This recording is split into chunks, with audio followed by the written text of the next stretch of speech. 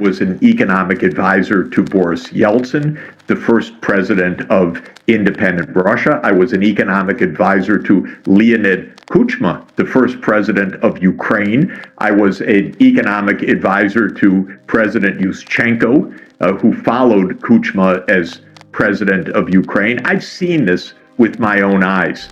In 1990, Gorbachev unilaterally, and I want to underscore unilaterally, disbanded the Soviet military alliance, which was called the Warsaw Pact. The US couldn't believe it. Germany couldn't believe it. They said, oh my God, thank you. We will not take advantage of this. And a famous expression was uttered repeatedly to Gorbachev: NATO will not move 1 inch eastward to take advantage of your unilateral disarming of the Warsaw Pact. And that turned out to be a big lie. As soon as the Soviet Union ended in December 1991, the neocons in the Bush Senior administration, Cheney, Wolfowitz, Rumsfeld, and this is a lot of Washington, by the way, started saying, okay, now NATO starts to expand. Bill Clinton came in, sided with kind of the deep state argument. Now NATO expands. All of the promises that were made, forget it. We're now the sole superpower in the world. We can do what we want.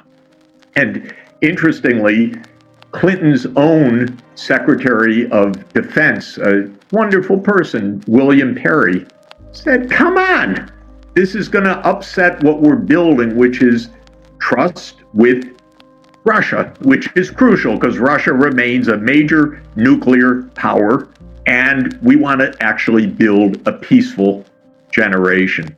So Perry came close to resigning over Clinton's decision to expand NATO, decided in the end he wouldn't resign. The American people never really heard anything about this debate. And the first expansion came to Central Europe, to Poland, Hungary, and the Czech Republic.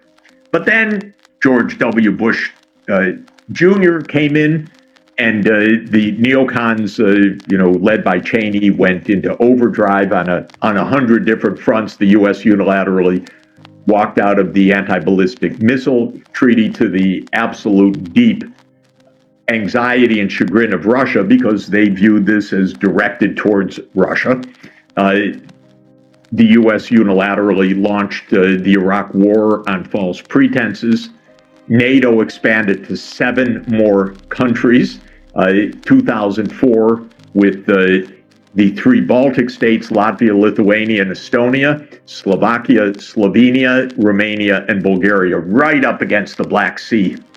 Putin said in 2007, stop, you're getting awfully close, and I'm telling you, you're crossing our red lines. George W. in 2008 at the Bucharest summit says, no, now we go on to Ukraine and to Georgia. And the Europeans themselves were horrified, but Europe has no foreign policy. Bush pushed through the final communique in Bucharest at the NATO summit, the expansion of NATO to Ukraine and to Georgia. Actually, European leaders told me at the time, what the hell is your president doing? This is unbelievably destabilizing. So then Ukraine got a president who gave a little bit of protection. Yanukovych said, we want to be neutral. We want to stay out of a proxy war between these two giants. We will be neutral. Then comes the neocons, and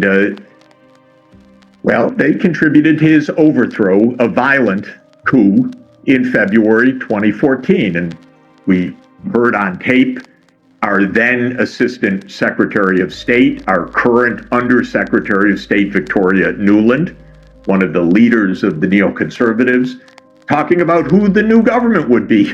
The U.S. was picking who it would be. I saw some of this pretty close up, actually. It was really unpleasant, irresponsible.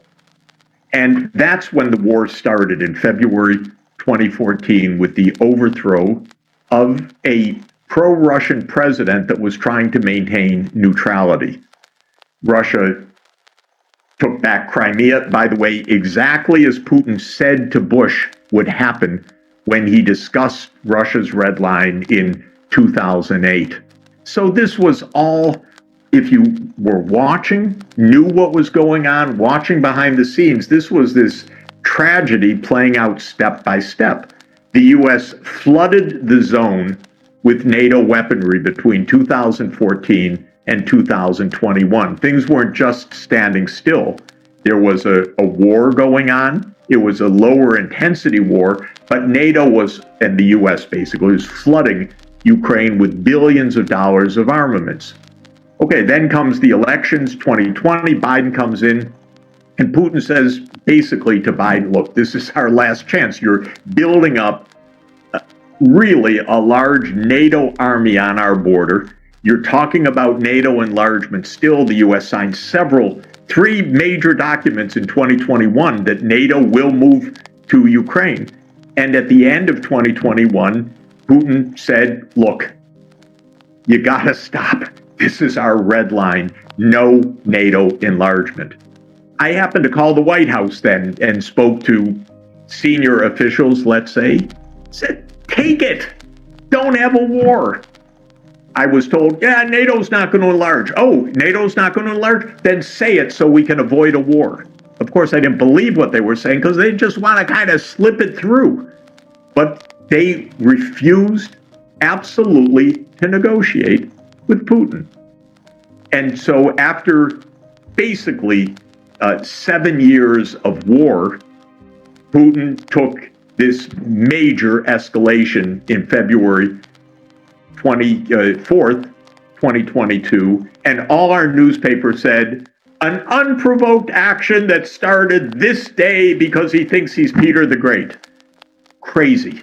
Completely phony.